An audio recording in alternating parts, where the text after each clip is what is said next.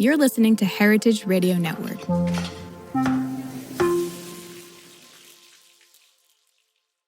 You're listening to Heritage Radio Network. HRN is food radio supported by you. Learn more at heritageradionetwork.org.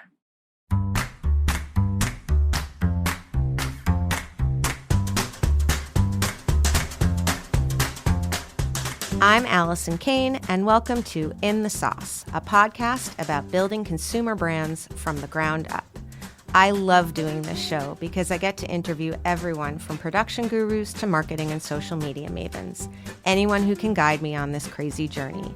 This is the story of building Haven's Kitchen sauces, but it's also the story of every growing brand because we're all in the sauce. Today, I'm speaking with Laurel Orley, CEO and co-founder of Daily Crunch, the company that makes uniquely crunchy sprouted nut snacks that taste as good as they make you feel. Before founding the company in 2020, right before COVID, Laurel worked in marketing strategy on brands including Dove, Lipton Tea, Suave, my favorite, by the way, we need to talk about that, and Hellmann's. Then she partnered with her Aunt Diane to bring sprouted nuts to the U.S. consumer, and Daily Crunch is now available D2C on Amazon and over 5,000 doors. Welcome, Laurel. Thank you so much for having me. I'm really excited to be here on this Monday morning.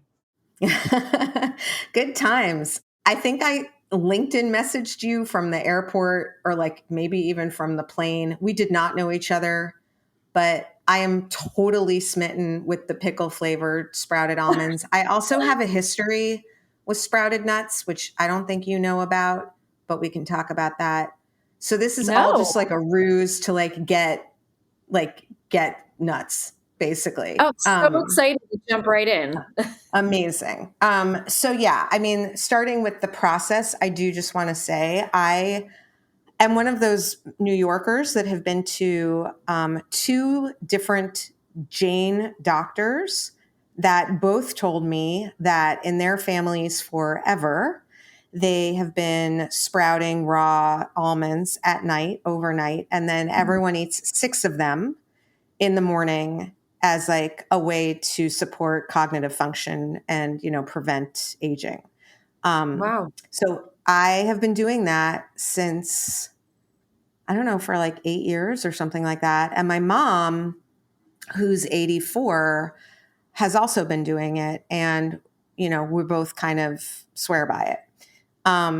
So I totally understand, but maybe for those people who think that there's like no difference between a raw, a sprouted, and a roasted nut, before we get into like the building of the business, I would love you to explain it because I do think this is really important and I don't think a lot of people know it. Oh my gosh. Well, it's so interesting. Well, first of all, to my note of not knowing if today was Monday morning or afternoon, I think this goes with everybody who's currently in consumer packaged good food and beverage, because it is just a really busy time. And it's all leading up to Expo West. And there's just a lot of moving pieces. So at least I know it's Monday. But your cognitive function is fine. It's just, we're in a crazy industry. That's all. But there is actually quite a big difference between raw, roasted, and sprouted nuts. So I'm going to just jump in and touch the surface, but there's so much more you can go on Google. But when you soak raw or roast raw almonds, cashews, a lot of different types of nuts will actually sprout. Some cannot. When you soak nuts and seeds that can sprout in water, it starts something called the germination or sprouting process, where it actually sheds and removes phytic acid. Phytic acid is an anti-nutrient. So when that is removed from the nuts and seeds, the nuts themselves become more nutrient dense, something called bioavailable, where the nutrients absorb in your body a lot faster, and more gut healthy. So there's a lot of people who are consumers of Daily Crunch who say, I can't eat regular nuts and seeds because it bothers my stomach, but sprouted nuts do not. So that is an attribute of sprouting. My Aunt Diane learned about sprouting 20 years ago on a trip to India. Her sister used to go there for I don't know if to say religious purposes. She liked to go there to meditate, and Diane came to visit her on a trip, and she saw people there soaking nuts and seeds overnight. Did it for brain health purposes. If you speak to a lot of people who are from India, they'll be like, oh yeah, my mom or my dad or my grandma would soak nuts overnight in water. And they did it for brain health purposes. They did not dehydrate them. We take it a step further, where after we soak them and they start the germination process, we then dehydrate them at super low temperatures where all that excess moisture is removed. But it maintains the nutrients because it's at super low temperatures. Yeah. No, it's amazing because I mean, you do and then I started soaking walnuts too. And I don't even know if they can sprout or not, but you do have to get used to kind of like the waterlogged nut consistency if you do this every night, which I got used to. But when I saw that then you took it to that second step and dehydrated them, and I'm a crunchy, crispy person, it was like I found my perfect snack. So personally, I'm thrilled. And, I'm not alone in the world, right? There's clearly a lot of people that are looking for that crispy snack. People know that nuts and seeds are good for them. They can be a little rough on the stomach. They do need a little bit of flavor now and then. You've just made something very snackable. And also your process is like beautiful from my perspective, Thank you. which is very cool. So going back, you see all of that, you kind of knew it. Aunt Diane was onto something. You had a large job. You were not working for little companies. So what was that like? Like, what, I mean, I guess, everyone wants to know the moment, and, I'm sure you've talked about the moment. I'm sort of always more interested in like the moment after the moment. So, you decide you want to do this. Did you do it all at once? Were you just like, all right, I'm quitting, I'm all in, and then, here goes the rest of your life? Or was it in fits and starts? Like, what was that like? Yeah, I mean, everybody has a story. For me, I worked in big corporate. I worked on Hasbro, Diageo, and then Unilever for 13 years. Yeah. I worked in a vacuum of media, in the media marketing departments, like on big, massive brands like the Dove campaign for Real Beauty. I had no idea how other areas of worked. I never worked with the lawyers when I was there. I never worked on R&D. I just worked on building up for the launch and then post-launch of whatever the SKU was they were launching that year. So I only saw a little bit of the bigger picture. I moved to Nashville 9 years ago. I'm from Northern New Jersey. I was living in New York City after college, and my husband's job brought us to Nashville. So I was working remote on the Unilever business before remote was cool, before the pandemic. Right. So you were good. You weren't thrown into it as aggressively as everyone else. Yeah, that is true. But it was hard. I felt kind of like the redheaded child that people would forget to conference me in on calls. It was just, it worked for a while, and I'm so grateful for that. But then it got to a point where I had my third child, and I was like, just thinking about what I wanted to do next. And I was like, you know what? I would love to just build a brand from the ground up. And I reached a point in my life where, I went through my 20s living in New York City, working at a big ad agency. Like, I just reached a point where I wanted to do something that I could grow, that I believed in. And I kept on going back to Diane's Sprouted Nuts. And I was actually really scared to call her. I was really nervous. I was like, she's going to be like, you're crazy.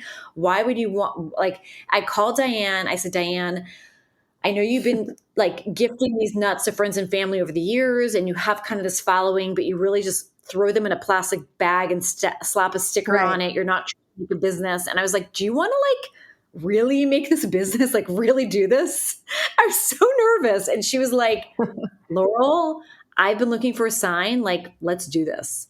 And Oh. it was amazing when she just really believed that this could happen.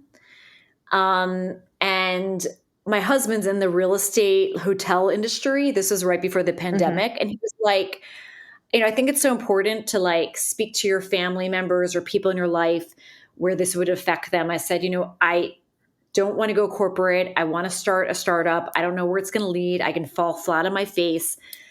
Hmm. Are you okay with that? And my husband is like, hotel industry is going great. What can go wrong? Go for it. And then Right. the pandemic happened and the whole hotel industry closed. But yeah, that's how it started. And did you did you have the vision for like, the name, or like, because it's not called Diane's Nuts, which, doesn't sound like a marketing expert would Mhm. necessarily call it that, but it seems like you put real thought into making it platformable, making it shelf ready, and also D2C ready. Like, it looks like your beta, unless I've missed out on a beta, but it looks like your beta was pretty tight. Um, I guess, was it? I mean, yes and no. If anybody listening in has tried to trademark something, they know how difficult it is. There are Yeah. definitely some other company names we came up with. We're like, this is it. This is amazing. And then we'd Hmm. see if we could trademark it. And like some random person in Sweden had it Yep. trademarked on nuts, and then we couldn't do it. But Yep. the whole rationale behind Daily Crunch was that we want people to incorporate nuts and seeds back into their daily life. Hmm. And technically, people should be having nuts and seeds every day, but they Yep. haven't been. A lot of that is because nuts and seeds have been getting unhealthy, where they're caked with all these sugars and oils and like Hmm. the things that aren't good for you. But Yep. the truth is, nuts and seeds are great for you. So it is Yeah. a platform, Daily Crunch, where we lean into that crunch. That really is our number one kind of product differentiation. We kind of think that Sprouted is the secondary cherry on top, that if people want to learn about the benefits of Sprouted, that's great. But the crunch is what really gets them and brings them in Hmm. initially. And Right. Daily Crunch is that platform for that. We're like, we don't always have to stay in nuts and seeds, and our plan is not to, that we can really Right. grow that into a snacking platform. Yeah. Yeah. I mean, that's the thing. I mean, there are a couple things that, it took, I was thinking, I mean, it takes years to metabolize some of these things. And for most of us, a lot of us, and especially I think people listening to me, are first time founders and, operators that kind of fell into doing this. And, we don't know all the ins and outs. And that's why I started this, right? Like, our trademark lawyer came on, and basically, like, before anything, you need to do the trademarking step. And not everyone would know that, because people don't know how hard it is, and people just think I can buy a domain Yeah. online. But if you're thinking about potentially being in Europe or potentially getting acquired or any of those things, like, that's the kind of thing that can really bite you a couple of years later if you don't sort of solve for. And similarly, I think a lot of people come out with, like, you know, Allie's cookies, right? Or Diane's Yeah. nuts, Yeah. because that's what it is. Except, a couple of years into it, you realize, well, now I need to do bars and crackers and snacks and, inclusions and, all these things that your brand isn't quite built for. We just got lucky that Haven's Kitchen was the name of the cooking school, because it doesn't have the word sauce in it, which would have been Yeah. It's such a great probably what I name. would have come up with had I mean, it wasn't even a great name. It's kind of a little bit of a fuddy-duddy name in a lot of ways, but that's kind of come back around. So that's cool. It's not like Zhuzhli, or like wah, wah, wah, Yeah. it's, Well, but no, but you have a great point, and I feel like we all evolve as we go along. So when we were in right, LLC, we were still Daily Crunch, but our LLC was actually called Diane's Kitchen, and it right. just got really confusing. And actually, when we Yeah. first Uh-huh. initially launched, we were going to have it not be Diane's Kitchen. It was going to be Go Food Labs. So Go is actually the initial of Diane's late son, who passed away when he was at the University of Michigan 10 years ago, and kind of ladders all into our mental health component. That we're a mental health mission-based company, and he really struggled with mental health. Right.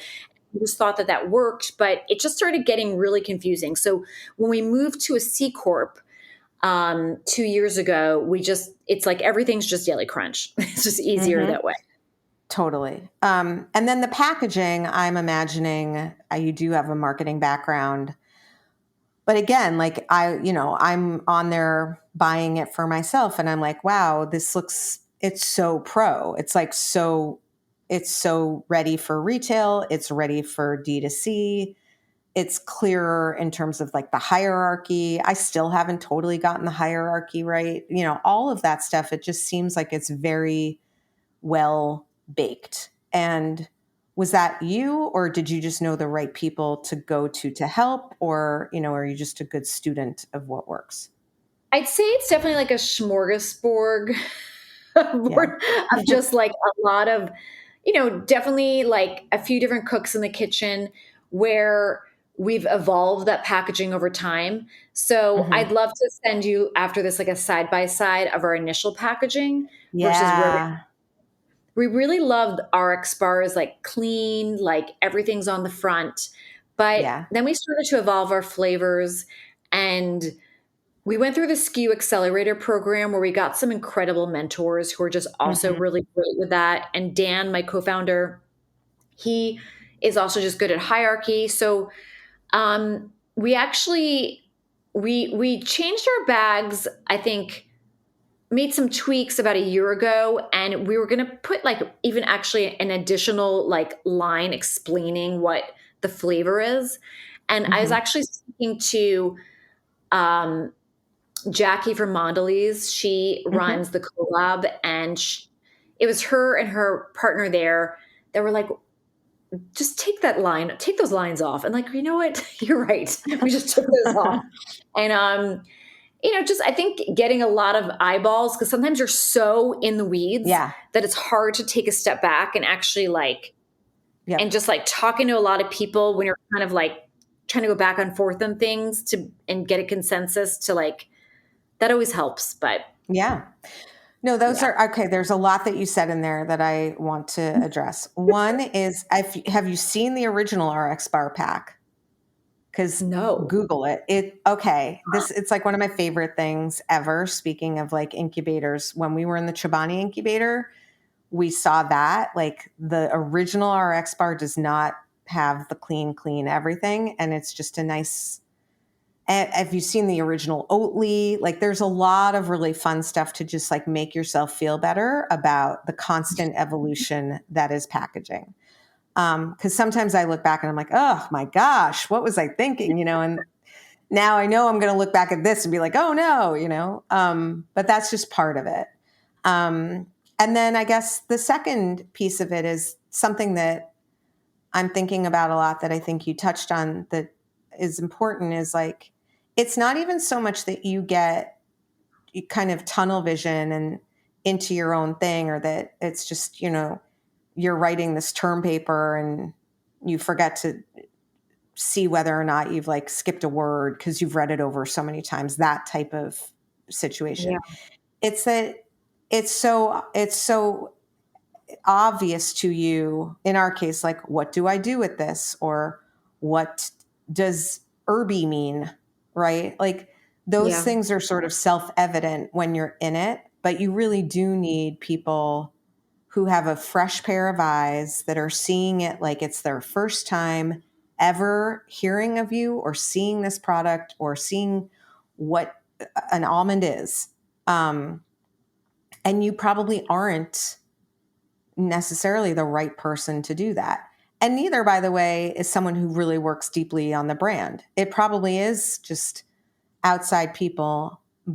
And then that brings, that second level of, well, everyone that you bring in to check out anything is going to have a different opinion. So how do you define who you trust? Like, what was your as you were kind of going along here, what are the requisites for you, I guess, about, okay, this person's feedback actually means a lot to me? So as you evolve and grow as a brand, you start to, I think, at least for me, I started to trust myself more. So when we first launched, even with customer feedback, we'd get like someone emailing us on our customer feedback email and be like, oh my gosh, this Nashville hot is way too spicy. And all of a sudden, like, we're new, we're fresh out of the gates. We'd immediately be like, we need to pivot. It's too hot. And then all of a sudden, like the next week goes by, we get an email from someone being like, this is not spicy It's not enough. hot enough. Yep. And it's like examples like that have happened over the course of, we're going to be 4 years old in March. And that, you have to also know your vision and where you want to go, because you're going to be constantly getting feedback from people in all different directions of it's to this, it's to that. And I think that I have definitely built more confidence in myself over the years to know, to trust myself more and not be so ready to like hit the pedal when I get some immediate feedback from someone, but more just digest it. And are you furious? Like, I write things furiously in the Slack. I don't do it as much anymore, but literally every Monday I would have an interview like this. I would interview someone, and afterward I would just be like, we're doing everything wrong. Like we need to go get a blimp, or, we need to change our name, or we need to, I mean, God knows, it was like everything short of like, we need to make a completely new thing and do everything. But the team kind of got used to me on Mondays being a little bit like, they call it twirly was the word they used, I believe, for me on those days. And now I'll be like, okay, I know I'm being a little twirly here, but, seriously, I think we need to do this, but it does take time. I mean, if you're listening, you don't want to be one of the founders that doesn't listen.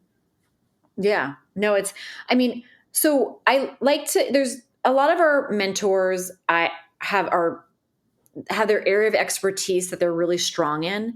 And I lean into their expertise, that they know more than I do in that area. So we have someone who owns an amazing like design company, like packaging design company for much, much bigger brands. And when he gives feedback on our packaging, I take that really seriously, like what he has to say about that. Versus, someone where maybe it's just maybe it's a investor, a consumer, or a friend, and they're saying that, but it's not that I don't take it in regard, because I do. Every feedback that someone says to me, I take in regards, I listen to.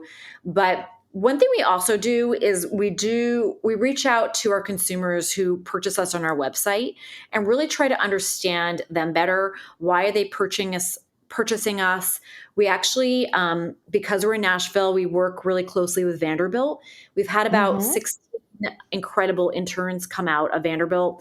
We currently have someone who is doing her master's there, and she is reaching out to a lot of our consumers on our website to ask them a lot of questions, to get some insights, to understand some things more about their purchasing behaviors and why they purchase us.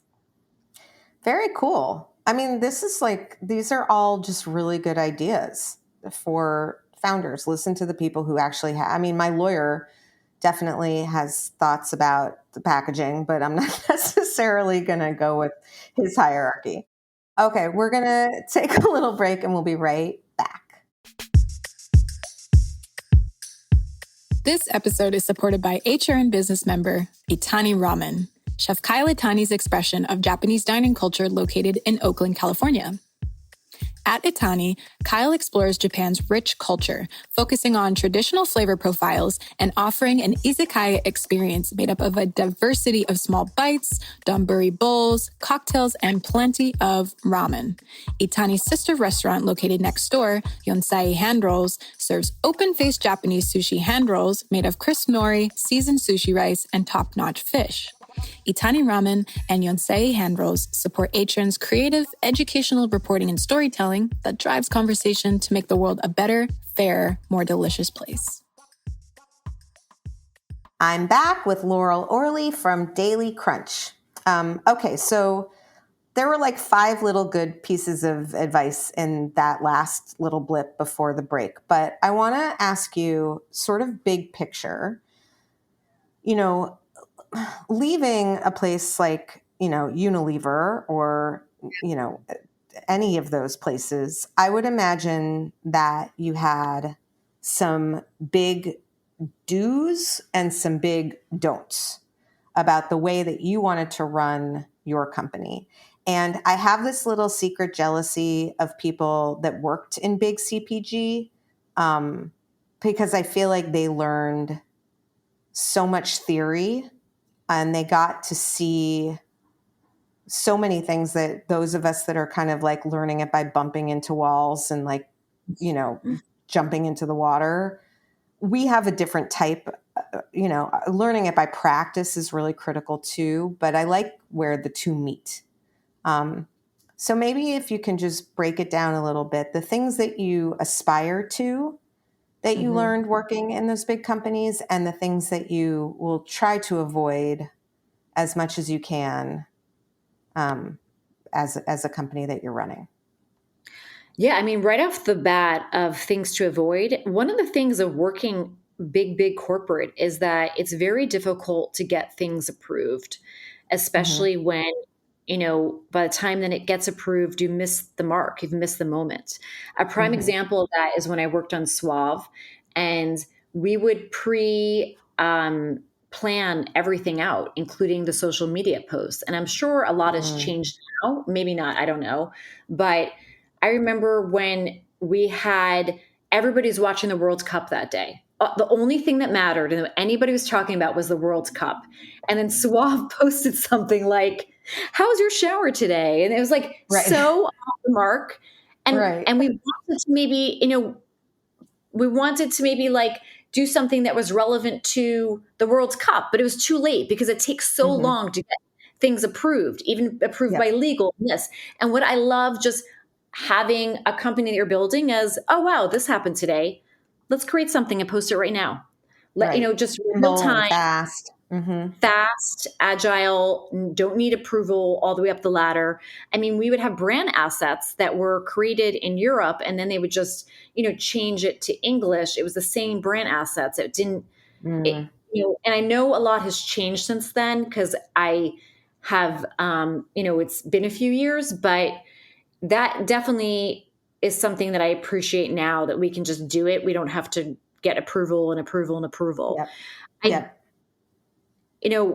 on Unilever for so long, you understand, or you get that consumer packaged goods playbook where it doesn't matter if it's $100,000 brand or $100 million brand. A lot of the stages and the steps are still the same of what you need to do for pre-launch with, your competitive intel, the pricing, the everything that goes into that is still relevant, whether, whatever size the brand is.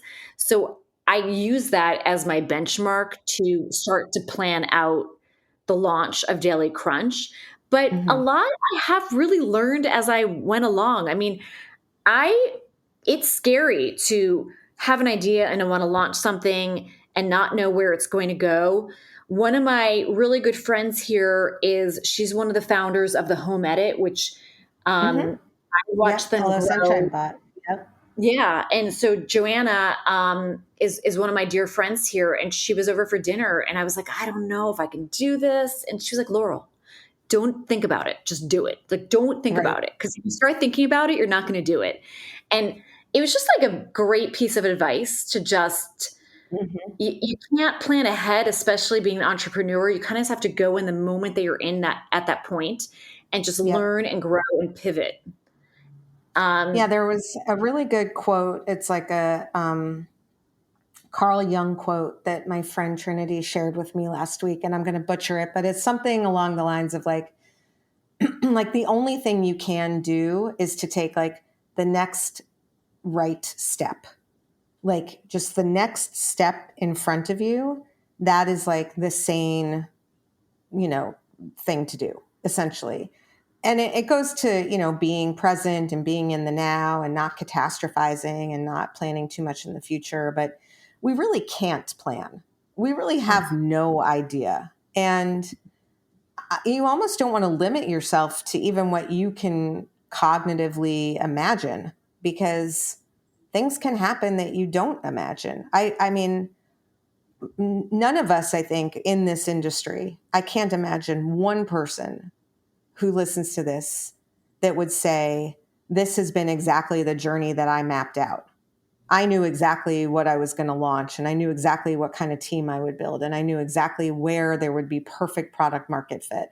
And no one knows. So, I mean, I want to go back to like those couple of things though, because the stuff that we can control is what you talked about, knowing who your competition is, planning out, your positioning, Yeah. any kind of competitive intel. So are there others, that were really like, okay, this is the groundwork that I want to do to get myself into a position where I can then start just taking the next good step? There's a lot that we did in the pre-launch phase. Obviously, packaging was a big piece of that, understanding the pricing Mm-hmm. structure. There's a lot that you do when you launch a brand that, are like getting the trademarking secure, Mm-hmm. getting involving the lawyers to maybe set up, are you doing an LLC? Are you doing a C Corp, to really understand how you're launching? And then once you launch, it's a lot of the initial launch period. I mean, for us, we launched literally during the onset of the pandemic, Right. where we had to throw a lot out the window of how we were going to plan. I mean, a lot of stores that we're hoping to get into said, do not call us again unless you're like toilet paper or milk, because we're Right. only dealing with those Yep. types of brands right now. We're not reviewing new brands. It is a pandemic. But fortunately for you, though, you have a very easy to ship, lightweight, I would imagine, I mean, you have a better D2C product than a lot. I mean, I can't, that's pretty much up Yeah, there. I Something mean, that people buy on subscription, some people that, would buy bulk packs of. So were you going to be doing D2C anyway, or were you really going to be retail and then you had to just change everything? I mean, we're definitely more of a just like a retailer brand, but we also are D2C. We just don't, it's not the majority of our business. Hmm. Amazon is something that we've been growing year over year. We were very bootstrapped when we started and we launched. So I think, we initially maybe didn't have an Amazon agency. Now we do. We've just Hmm. been, growing when we're ready to grow and lean in more to things. So, we only launched with 3 flavors. Now we have 8. We just Right. launched a new mini pack, 0.5 ounce size.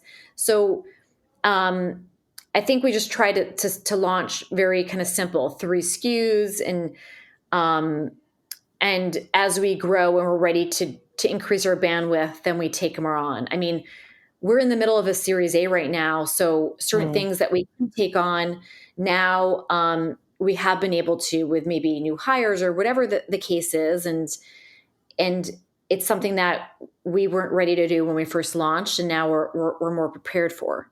Right. Well, congrats. And going to the sales channels a little bit. So when you were talking about sort of like the 3 SKUs, were you talking about direct or were you talking about Amazon? And did you do Amazon? I mean, I guess pandemic happens, so you got to get those things up on your own website. Did you do Amazon then too, or did you wait a little bit to do Amazon? So we launched Amazon about the same time that we launched, when we realized that we couldn't get into some of these category reviews because of the Right. pandemic. And it was Hmm. actually the KP Elevate program. They were just starting this program. We submitted for it and we got accepted. I think we were like one of the first few brands to be part of the program. And it really was quite wonderful for us. Mm. They helped us open. We started with 5 DCs, warehouses that we opened. And initially, after we opened, Meyer took us in. And at the time, we were an That's a LLC big out of one. Michigan. Yeah. And Right. Michigan, Meyer is also a Michigan-based brand, and there are just a lot of great organic tie-ins there. They have a great diversity program. We are woman-owned certified, and our mental health awareness program is also based out of Michigan. So they were the first like big retailer to believe in us. And Mm-hmm. that really got us growing within larger retails. But KeHE also got us in those smaller, incredibly important natural channel stores that maybe only have one or two stores, but are now able to pull us out of those warehouses because we're in them. And that's how we Right. started to grow in conjunction with also being on Amazon, growing our direct business, also growing that we're here in Nashville. So a lot of the local stores or yoga studios, whatever the case is, we just started to grow a footprint here in Nashville, which we're still continuing to do since this is our home base. I love it. And so going to sort of because I found you at the airport. Yeah. So that's the channel. Yeah. But when I guess again, I think for us, like, because we're just now able to be on Amazon, I am excited about the idea of having some e-commerce in my channel strategy, Yeah. because even though they're not the buyers at this point aren't necessarily saying don't come unless your hand sanitizer, they are having fewer resets. They are kicking the can on their reviews. They are, not necessarily. I think the tide is turning a little bit, but they've been sort of leaning into private label and Mm-hmm. maybe not necessarily doing a ton of innovation. I had Adria from Malk Organic, the oat milk on a couple of weeks ago. And she made such a great point, and it just has really always stuck with me, which is like, the buyer cannot take any risk right now. And innovation is risk. A new brand is risk. And unless we make it very, very clear to them how this is going to be incremental, it doesn't behoove them to make a change. And so, on that note, going back to Amazon, I do like the idea of owning your destiny a little bit. Yes, it's expensive. Yes, you're still, the margin isn't necessarily, I mean, although I don't think it's that much worse than some retail accounts, but you tell me. But at least when you have a new flavor, you can put it up, or you don't necessarily need to wait for someone to say, okay, we'll put you on the shelf in June 2025. Are you finding that? Do you like it? Are you, and that all being with the caveat that I think every brand knows at this point, the only way to really scale is retail distribution. That's how you get into homes across America. Mm-hmm. But I guess I would just like your thoughts on how you think about each different channel. And do you think about D2C differently than Amazon? Do you think about the retail channels differently from each other? Because I think are you also in drug, or is that? I don't, do we count CVS as drug? Yes. Then, yeah, I mean, we're in that better for you fuel up and go section in CVS. And they were actually also one of the first companies to believe in us. Yeah. I mean, that's great. Sometimes people are surprised, like, oh, wow, you started with Meyer and CVS. I said, actually, they have been really wonderful to work with and grow with. Yeah. CVS is expanding another SKU with us. So we'll, instead of having 2 flavors, we'll now have 3 starting in the spring. And they've been wonderful. They have this healthy, better for you section, and they're Yep. really leaning into it. And it may not be for everybody, but it works really well for us. And it's a great touch point because a lot of people walk Yeah. into CVS, whether or not they buy us, and they see us. Yeah. And looking for healthy snacks. It's not necessarily where you would go to buy, a condiment, but it's definitely where you would go to buy, sprouted nuts for, your trip when you're Yeah. buying your toothpaste. 100%.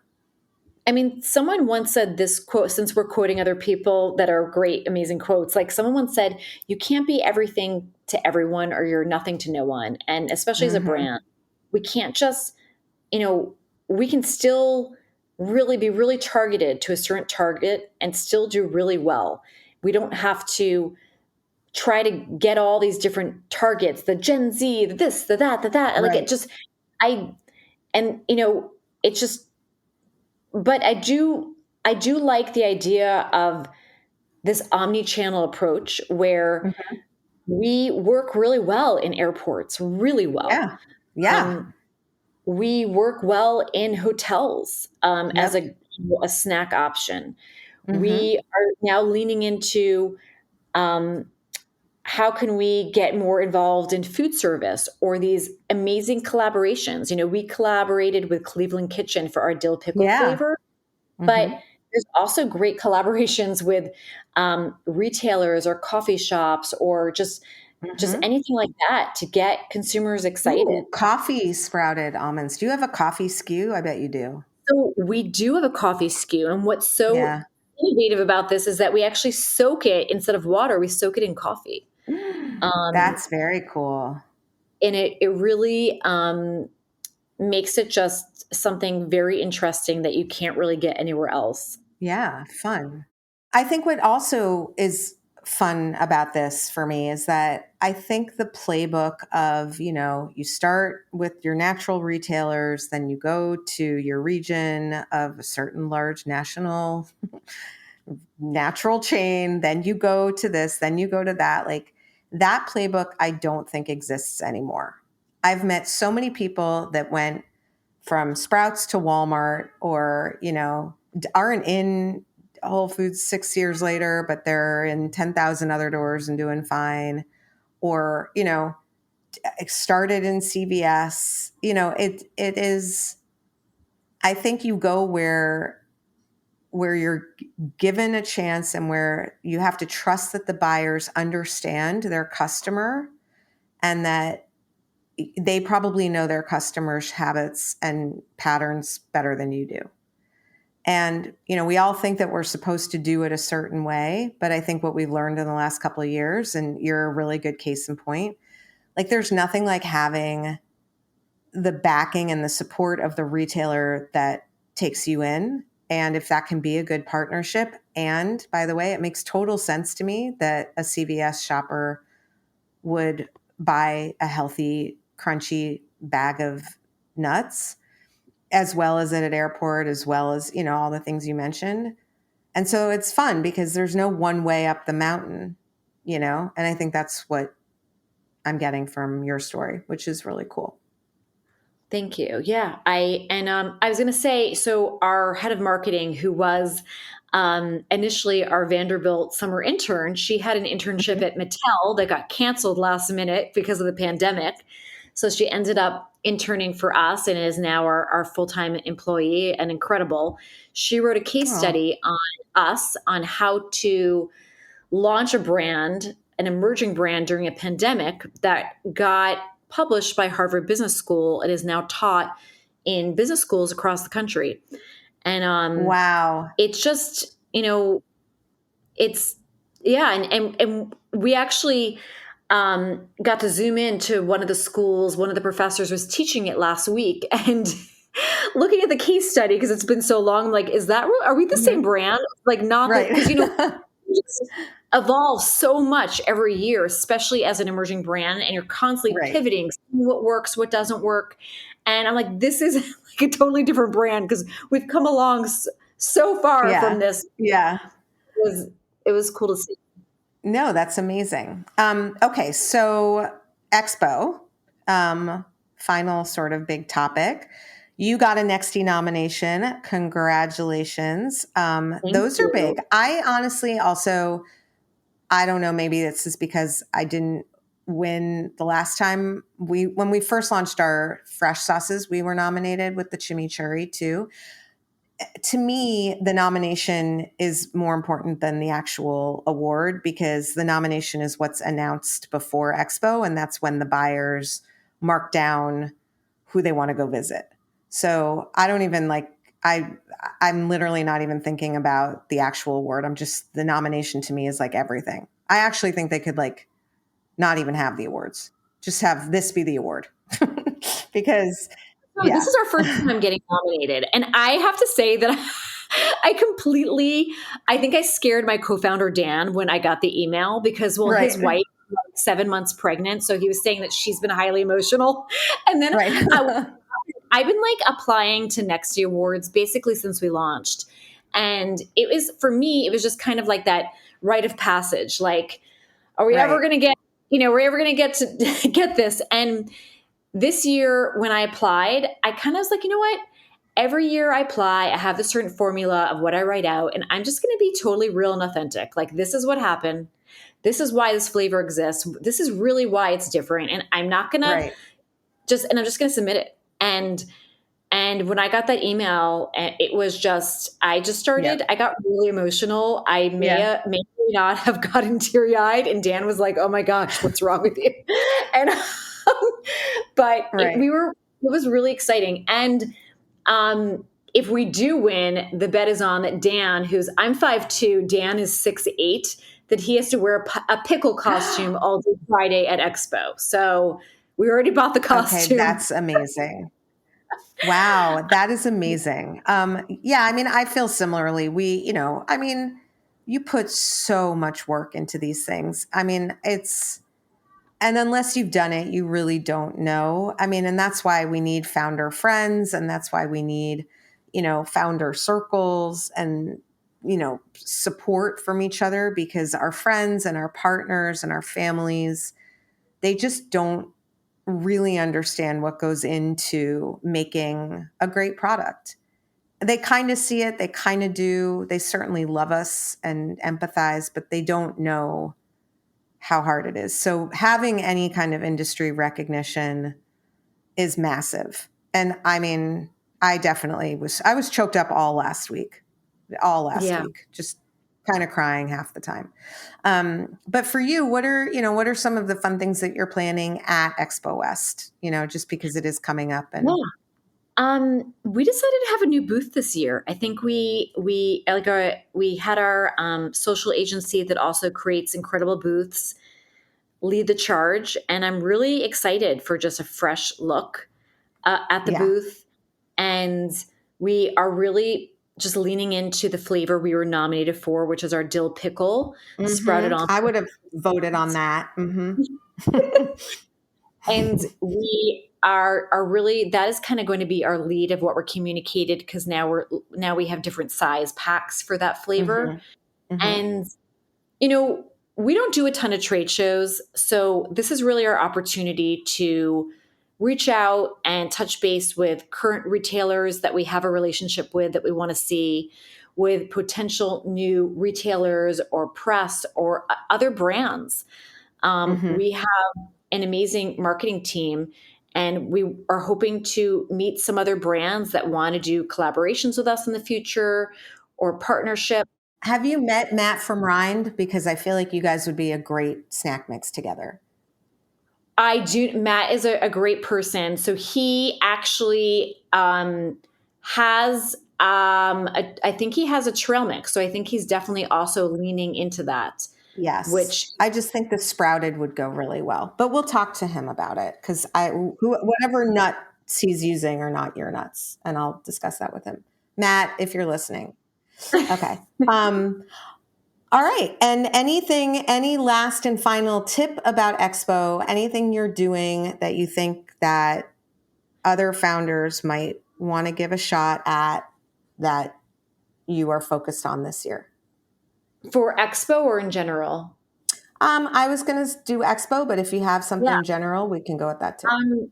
I honestly, for Expo, my thing is reach for the sky. Like, reach out to the people that you want to meet with, because the majority of them are going to be at Expo, and you never know. Like, this is where magic happens. Expo East, we were planning to go, and last minute, the Upcycled Association was like, do you want the spot? We decided to take it in their pavilion, and that's what got us into some really, really magical retailers like Fresh Time. We just launched into Misfits Market as an everyday item, and a lot of this all derived from Expo. And amazing. The opportunity is really there, but if you don't reach out and make the first step, it's not going to happen. Yep. That's such a good point. All right. I love that. And that's actually Expo advice, CPG advice, and life advice from Laurel. Amazing. Well, thank you so much for coming on the show. It was great talking to you in real life, sort of. Well, I hope I get to meet you at Expo, and hopefully we can celebrate Thursday night at the Nexty finalist celebration they're having for the first time. Oh, I don't even know about that. That's so Oh, funny. yeah. Everyone knows that I seem somewhat extroverted, but I'm actually totally exhausted from interacting with people. So I go back to my hotel room and watch The Bachelor. But if there's a party for the Nexty Award, then I think my team and I will probably go. But I'll meet you regardless because we need Love to it. say hi to each other and give a hug. Well, thank you so much for Thank you having again me. for coming It on. was so much fun. And Yeah. I hope to see everybody at Expo. Really looking forward to it. Yes. And Liam, thank you. You are not coming to Expo, but you are going to Chi-Town. So you're going to have a great time. And thank you for engineering the show. As always, sorry I went a little over. And everyone listening, next week is actually kind of funny because Adam Brown is coming on the show and he's interviewing me all about our new launch, which I'm sure most of you saw. The whole new product line, the why, the who, the how, the what, all of it. And I think it's going to be really fun. So stay tuned, and I'll be back next week with another episode of In the Sauce. In the Sauce is powered by Simplecast.